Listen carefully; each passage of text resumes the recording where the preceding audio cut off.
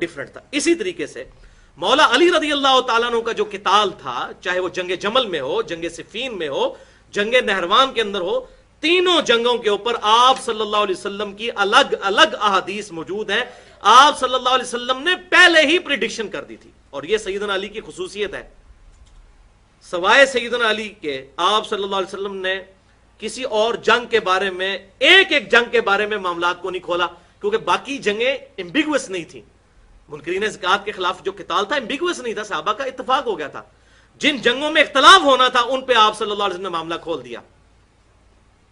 پہلی تو وہ حدیث، وہ 50 احادیث جو میں نے جمع کی ہیں، واقعہ کربلا کا حقیقی پس منظر 50 صحیح الاسناد احادیث کی روشنی میں، ریسرچ پیپر نمبر 5 بھی، اس میں یہ ساری احادیث ہے. مسند احمد میں حدیث موجود ہے صحیح سند کے ساتھ، سنن نسائی الکبریٰ میں بھی، کہ آپ صلی اللہ علیہ وسلم نے فرمایا کہ جس طرح مجھے مجبوراً قرآن کو منوانے کے لیے الٹیمیٹلی آخری ریزارٹ کے طور پر قتال کرنا پڑا مشرکین کے خلاف، تم میں ایک خوش نصیب ایسا ہے جسے مسلمانوں کے خلاف تلوار اٹھانی پڑے گی. سیدنا ابوبکر صدیق نے کہا یا رسول اللہ میں ہوں گا. فرمایا لا، الفاظ ہے لا، اللہ کے الفاظ آپ صلی اللہ علیہ وسلم کی مبارک زبان سے نہیں نکلتے تھے. فرمایا نہیں. حالانکہ سیدنا ابوبکر صدیق نے بھی کیا، لہذا کلیئر ہو گیا کہ سیدنا ابوبکر صدیق کا قتال کافروں کے خلاف تھا، مسلمانوں کے نہیں، ورنہ تو انہوں نے بھی قتال کیا تھا. سیدنا عمر نے کہا انا یا رسول اللہ، کیا وہ خوش نصیب میں ہوں گا؟ فرمایا نہیں، بلکہ جو شخص میری جوتیاں گانٹ رہا ہے یہ وہ خوش نصیب ہوگا. اور وہ تھے سیدنا مولا علی رضی اللہ تعالیٰ عنہ، حضور کی جوتیاں گانٹ رہے تھے. صحابہ دوڑے مولا علی کی طرف اور کہا آپ کے لیے آپ صلی اللہ علیہ وسلم بشارت ارشاد فرمائی ہے کہ آپ آن دا بہاف آف پروفٹ مسلمانوں کے خلاف قتال کریں گے، جس طرح آپ صلی اللہ علیہ وسلم نے کہا. اب دیکھیں، جس شخص کو اتنی بڑی بشارت اس کی زندگی میں پتا ہو، اس کے بارے میں جعلی باتیں کرنا کہ وہ روتے تھے کہ کاش میں نے معاویہ کی بات مان لی ہوتی، یہ ہوتا. اور بھائی جس کو نبی پہ پکا یقین تھا کہ میری محبت ایمان کا حصہ ہے، صحیح مسلم میں 240 نمبر حدیث کتاب الایمان میں، علی سے محبت نہیں رکھے گا مگر مؤمن، علی سے بغض نہیں رکھے گا مگر منافق. جس کی محبت لٹمس ٹیسٹ تھی ایمان کا، اس کو کیسے شک ہو سکتا تھا کہ میری جنگیں جو ہیں وہ حق پر مبنی نہیں ہیں؟ ایک لمحے کے لیے بھی ان کو شک کبھی نہیں ہوا، ورنہ تو نبی کی نبوت پہ شک ہوتا. تو سیدنا علی کو آپ صلی اللہ علیہ وسلم نے بشارت دی، تو وہ تو جنگ کی بشارت موجود تھی کہ خلافت راشدہ قائم تھی، اور چند لوگوں نے اپنی پارٹی بنا کے تو وہ قانون کو ہاتھ میں لینے کی کوشش کی، تو ریٹ آف دی گورنمنٹ تو قائم ہوگی. خلیفہ راشد کے خلاف کھڑا ہونا، دنیا اور آخرت میں حضور صلی اللہ علیہ وسلم کا بھائی اور آل محمد کا باپ سیدنا علی رضی اللہ تعالیٰ عنہ. پھر جنگ جمل دیکھ لیں، مسند امام احمد کے اندر حدیث موجود، المصنف ابن ابی شیبہ کے اندر موجود. میں حیران ہوتا ہوں کہ حضور صلی اللہ علیہ وسلم کتنے حق گو تھے کہ آپ صلی اللہ علیہ وسلم کو جو غیبی خبر اللہ تعالیٰ نے دی تھی چھپائی نہیں، اور حالانکہ اپنی بیوی کا نام آ رہا تھا. کون شخص اپنی بیوی کے بارے میں بات کرتا ہے؟ کتنے ترک اس حدیث کے موجود ہیں.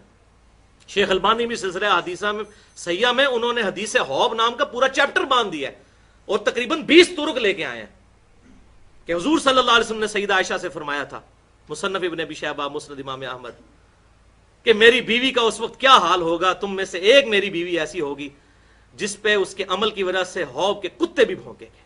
اور جب سیدہ عائشہ جمل کے لیے نکلی، حوب نامی جگہ پہ پڑاؤ ڈالا، کتے بھونکے. سیدہ عائشہ کہتی ہیں یہ کون سی جگہ ہے؟ بتایا گیا حوب. ان کا مجھے واپس لے چلو، میں تو آگے علی سے نہیں لڑنے والی. اور ساتھیوں نے کہا کہ جی آپ کی وجہ سے صلح ہو جائے گی، لیکن ہوا وہی کچھ. اور سیدنا علی بالکل کلین سویپ جنگ جیتی، جنگ جمل، لیکن سیدہ عائشہ کی جان بخشی ہوئی سیدنا علی کی وجہ سے. اور کہا کہ تم اب بھی میری ماں ہو، اگرچہ جو کچھ تم نے کیا. تو عزت کے ساتھ ان کو وہاں سے روانہ کیا. پھر وہ پوری زندگی روتی تھی.